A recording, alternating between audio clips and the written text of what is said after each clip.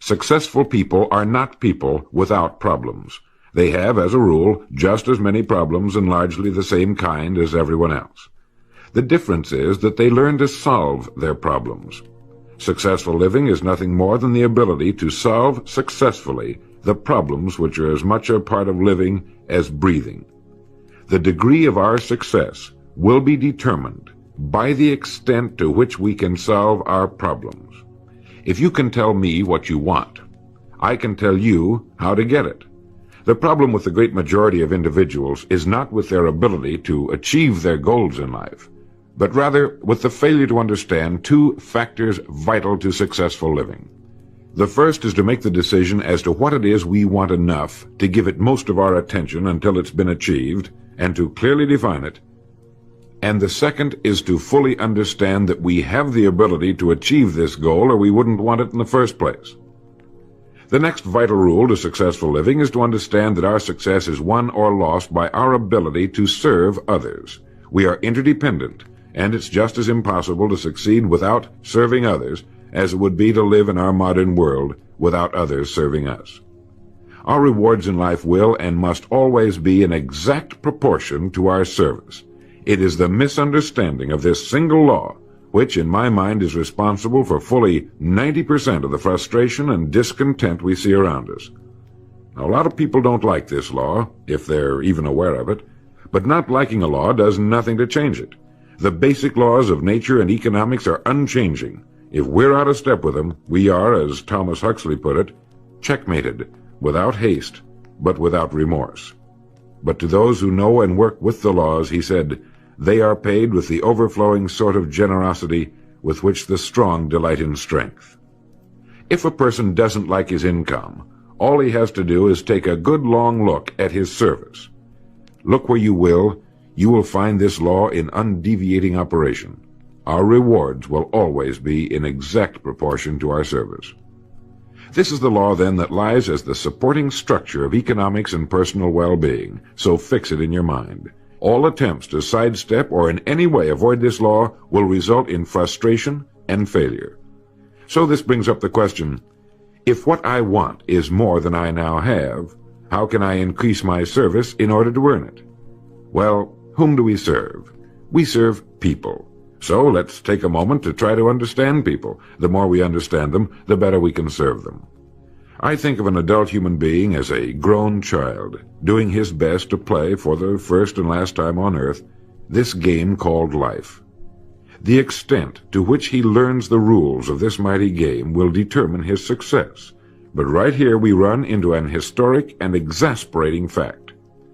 People down through the centuries have, with the most amazing consistency, divided themselves into two groups.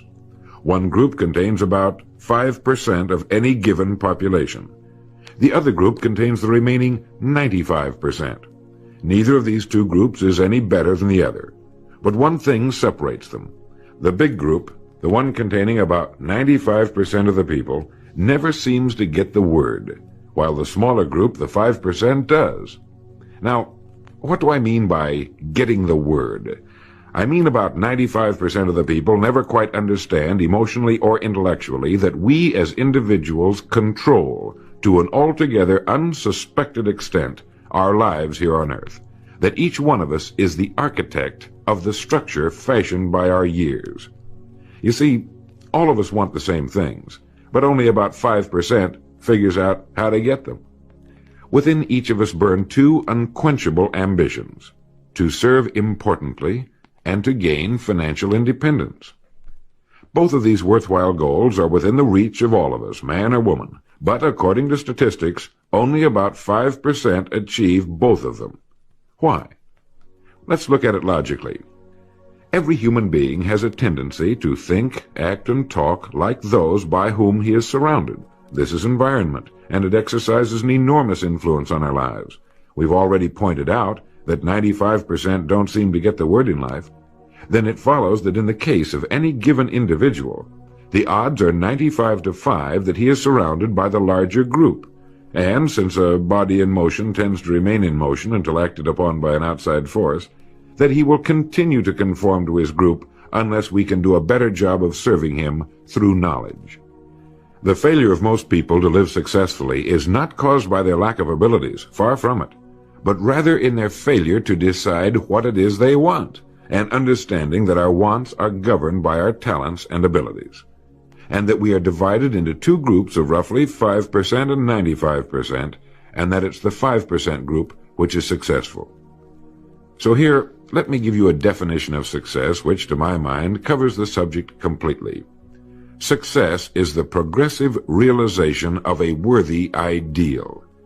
That is, anyone who knows where he is going in life is a success. At the moment he makes the decision of what it is he intends to accomplish, of what it is he considers a worthy ideal, he is successful. Once this goal has been accomplished, he is again, by our definition, a failure, until he establishes a new goal toward which to work. To my mind, this is what we as human beings were intended to do, to go through life from one achievement to another, and to finally come to the end of our road here on earth, still reaching, still working toward a new and better plateau on which to stand. For this is to live and live completely, to know as much as we can know, to serve as much as we can serve, to accomplish as much as we can accomplish. Well, since success is the progressive realization of a worthy ideal, why are we faced with only 5% who can be called really successful?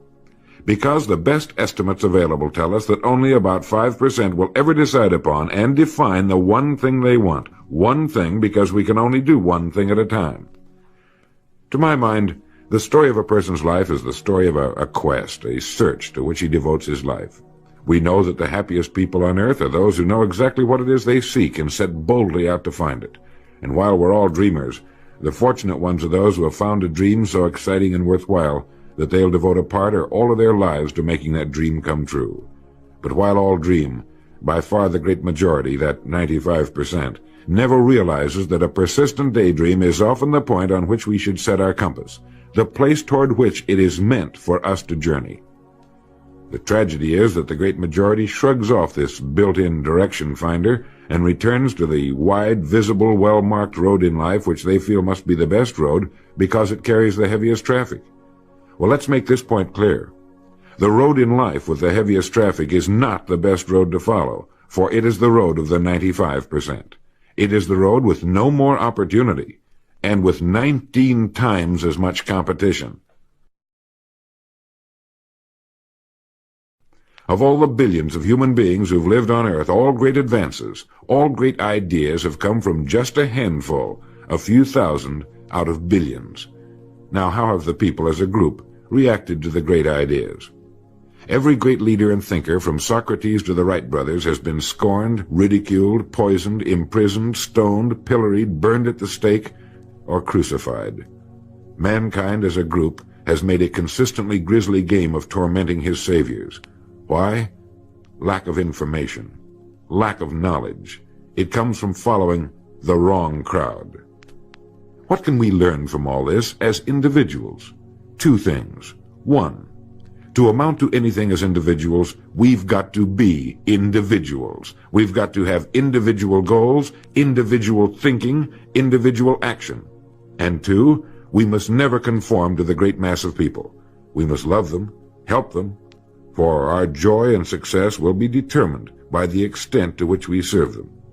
But we must never lose our individuality and identity by permitting ourselves to be submerged in this suffocating sea of indirection and purposelessness.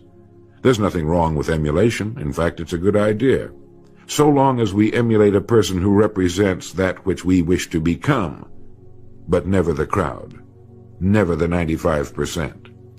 We are what we think about. Our minds, our thinking, controls our destinies here on earth to a degree totally unsuspected by the great majority of people.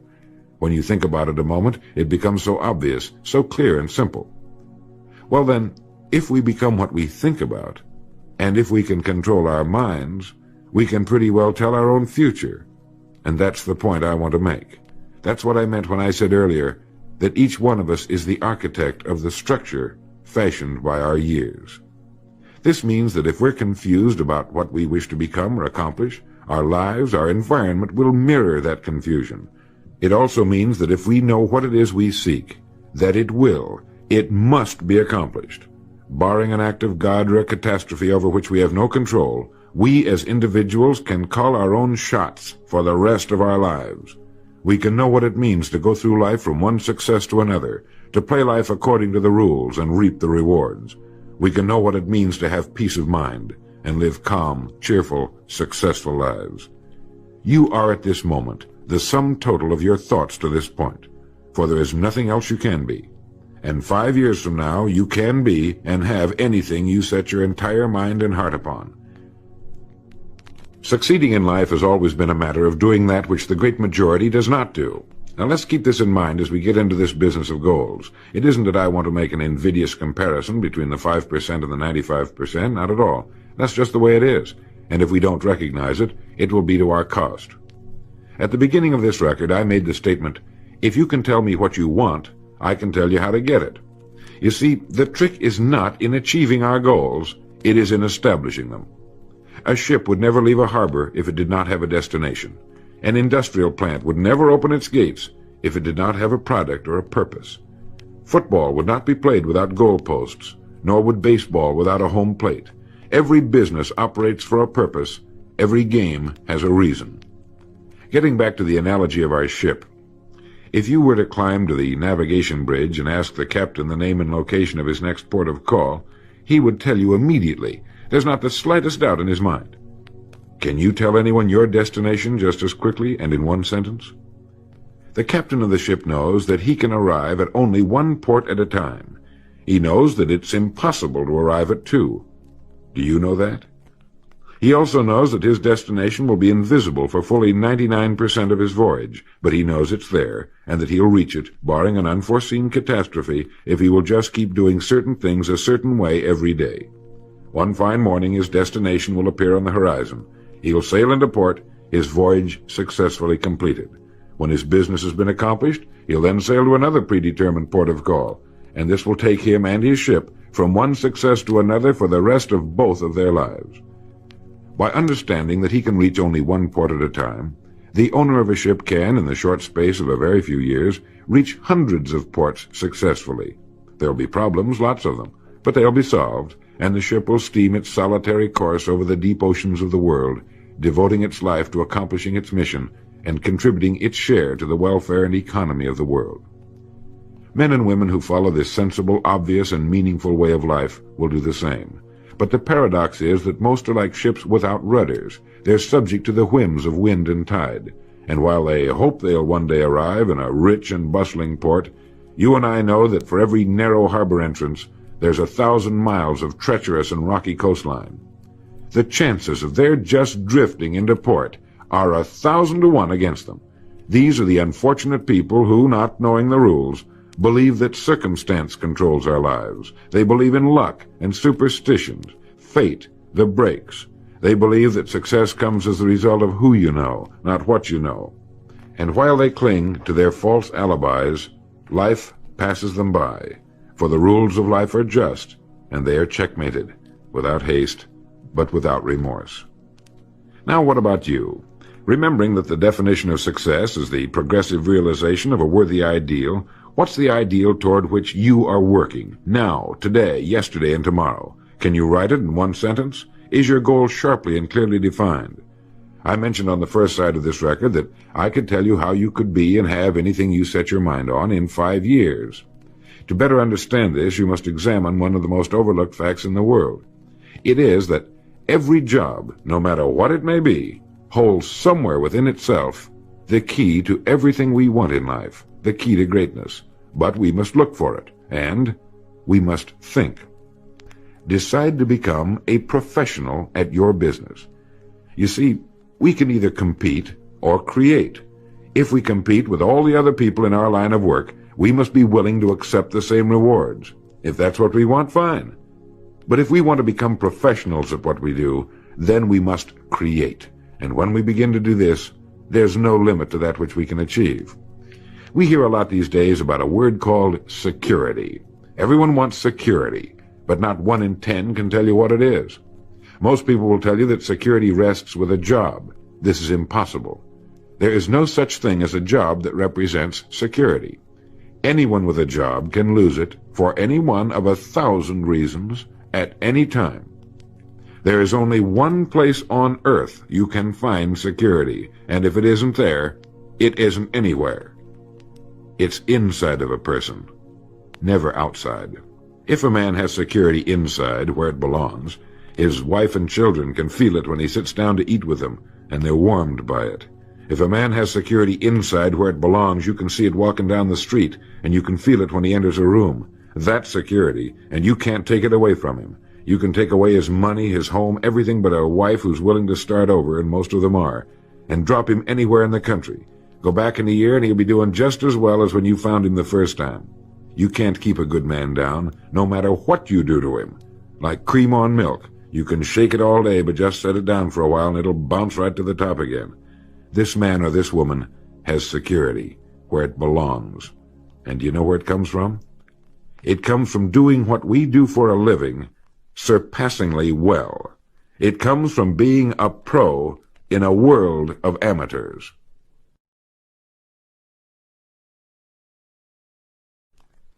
Becoming a pro isn't difficult. It comes from knowing what to do with time. It comes from knowledge, planning, and working. First, knowledge. This means learning everything we can about what we sell, learning everything we can about people, since that's who we sell, and learning everything we can about selling, since that's our profession. What we sell, who we sell, and how to sell. Those three subjects would fill a large library, but we can take things one at a time, and by devoting an hour a day to study, we can become outstanding professionals in 5 years or less. And it's the professionals in this business who can write their own tickets, good times or bad. They can live where they choose, and being professionals, work when they choose. Second, planning. This means writing down the specific goal we're now working toward. It means writing in detail about the first port of call we want to reach, realizing that we can only reach one at a time. It means selecting the income we feel will represent financial independence to us. Once this has been selected, we know exactly what we must do in order to reach it. As soon as our first goal has been reached, we can set a new one. The person who does this is the person people call lucky. Good things just seem to happen to him. The so-called breaks start coming his way. But it's a result of planning and working positively that attracts the good things to us. I can't emphasize too much the importance of describing your goal in detail. If it's a beautiful new home, get the actual plans, or at least an elevation drawing of the home, and carry it with you so that you can look at it regularly. If it's a certain amount of money, write down the specific amount for the coming year to the penny, and then work your plan. Whatever your goal may be, write it down in detail. Then you're like this ship. You're on course, and you'll reach more successful ports in a few years than most men do in a lifetime. And third, working. Working more than the average, if we're going to achieve more than average results, is necessary, of course. But with proper planning and with knowledge, it seems easy. Moreover, to work, we need energy, and energy is inextricably linked to desire. Unless we have a desire to do a certain thing, we find ourselves without the energy. But you will never find desire without energy. Once our goal has been crystallized in our minds and we realize that we become what we think about, our doubts vanish as to whether or not we can achieve our desired ends, and with the picture of our dream in our mind, we have abundant energy. Compared with what we ought to be, we're only half awake. Our fires are damped, our drafts are checked. We're making use of only a small part of our possible mental and physical resources. Stating the thing broadly, the human individual thus lives usually far within his limits. He possesses powers of various sorts which he habitually fails to use. He energizes below his maximum, and he behaves below his optimum. And then he wrote, "Excitements, ideas, and efforts, in a word, are what carry us over the dam." He goes on in this excellent essay to point out that we have deep reservoirs of abundant energy that we habitually fail to use, and that by pushing past the first false feeling of fatigue, we will find an exhilarating second wind that will take us to our goals.